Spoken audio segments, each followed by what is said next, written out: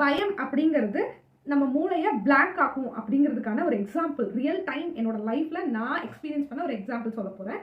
First day of my college late என்ட்ரியாக நான் உள்ளே போனங்காட்டி ஃபர்ஸ்ட் டேவே ஆஃபீஸ் ரூம்லாம் போய் ரிப்போர்ட் பண்ணிவிட்டு லேட்டாக தான் உள்ள கிளாஸ்க்குள்ளே போகணும். கிளாஸ்க்குள்ளே போகும்போது ஃபர்ஸ்ட் இன்ஜினியரிங்கே புதுசு.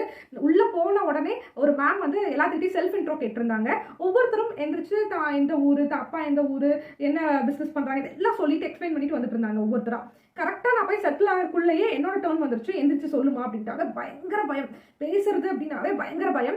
எந்திரிச்சு நின்று மை நேம் இஸ் கயல்விழி அப்படின்னு சொல்கிறேன். அப்படியே shut off. My father name is அப்படின்னு சொல்லிட்டு நான் உட்காந்துட்டேன். பிகாஸ் என் ஃபாதர் நேம் என் தலைக்கு என் அப்பா பேர் கூட வரல. அவ்வளோ டென்ஷன், அவ்வளோ பயம். எனக்கு ஒரு நிமிஷம் அப்படியே பிளாங்க் ஆயிடுச்சு. Ma'am okay okay cool cool sit down அப்படின்னு சொல்லிட்டாங்க. கண்டிப்பாக பயப்பட்டோம் அப்படின்னா நமக்கு நம்ம ஃபெமிலியராக இருக்கக்கூடியது நமக்கு தெரிஞ்சது கூட நம்ம வாயிலிருந்து வெளியே வராது அப்படிங்கிறத நான் அப்போ தான் ஃபீல் பண்ணேன். ஸோ ஃபியரை கம்மி பண்ணிக்கணும்.